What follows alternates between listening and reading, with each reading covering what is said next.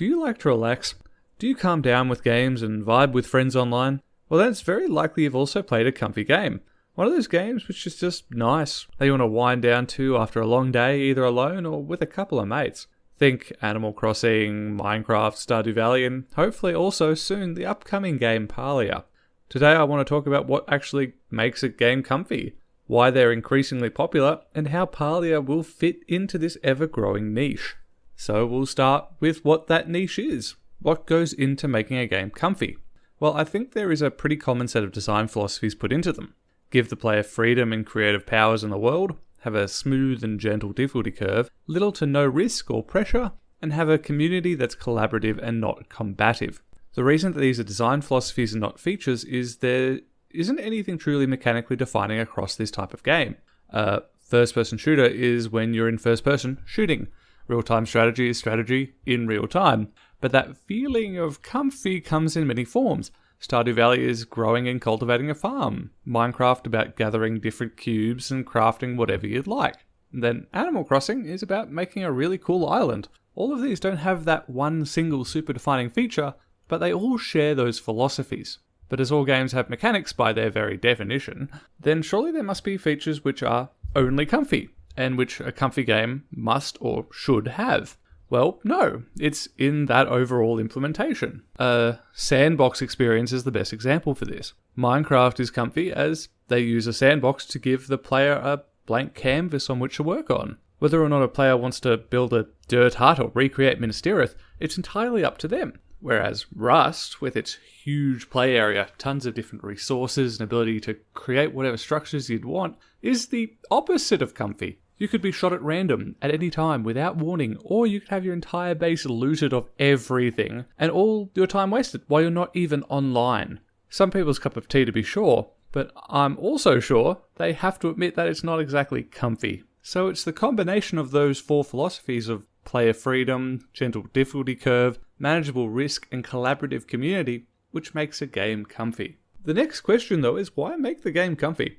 Rust, which I mentioned earlier, is hugely popular, with tons of rolling servers and a dedicated community. The list of games with the features that could be comfy but aren't, which are also hugely popular, is far too long to list properly. Although, highlights the question on why does this niche exist, and why is it actually getting far more popular? Well, I suppose the first thing to mention is that games in general are getting more popular. In 2020, the entire games industry grew a whopping 20% to $180 billion in revenue globally. This is predominantly because of the plague causing mass lockdowns, which brought tons of new people into what is easily the best modern form of entertainment. The reason for this superiority is why so many have come to it, as it's both interactive and all at home.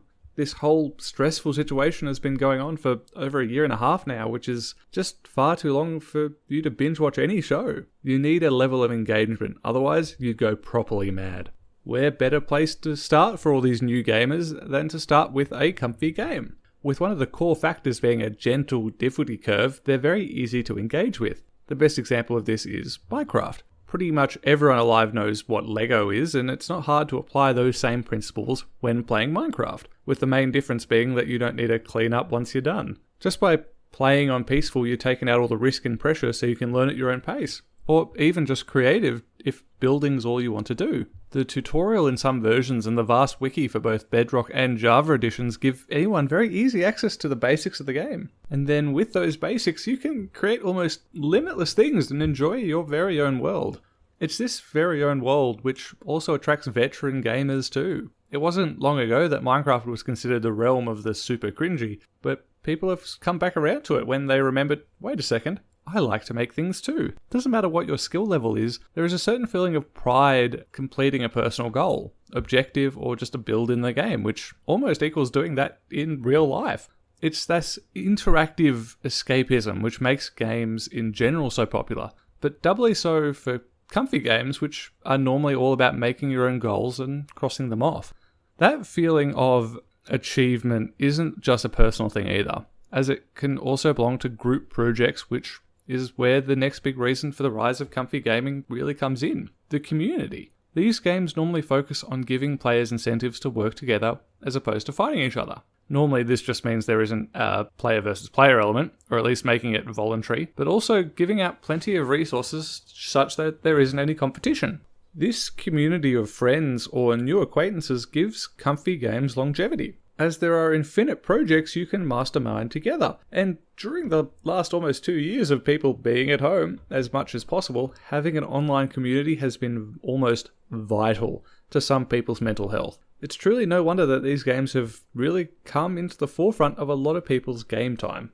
Now, this is where Palia steps in, a game which is currently developed by a new studio called Singularity 6, with a roster of ex-Blizzard and Riot Games employees. There isn't much doubt that they'll be able to achieve their primary vision for the game: pure comfort. You can even see this even when you just Google the name Palia, with their tagline being a cozy world made just for you. But as it's not the most raved about game currently and only in alpha, let us quickly explain what kind of cozy world they're actually building for you. Currently, from their website, they're describing it as an MMCSG, or Massively Multiplayer Community Simulation Game, which is a little bit of a mouthful. In practical terms, it appears that you'll have a house somewhere in the world, which you can customize as you'd like, and then a main city, which is where the story, stores, and all the characters will be based from. It's also likely this hub city will be where you're likely to meet other players for fun adventures. What those adventures will be, however, is lacking on information currently. Between the trailer and current information on the site, it appears that exploring in a wonderful environment and finding different resources to craft cool stuff for your house is going to be a big driver for the gameplay. Aside from mining, cutting down trees, or gardening for resources, there also appears to be some form of combat. Not 100% sure what it will be, as mentioned the game is in alpha, but what the developers have said in interviews, there will be no player versus player, but instead friendly competition. So no arena combat, but maybe some cards and go fish. And so there we go, as comprehensive a summary as you'll find on the game. And I'm pretty sure you can start to see how these building blocks would fit back into those 4 comfy design philosophies.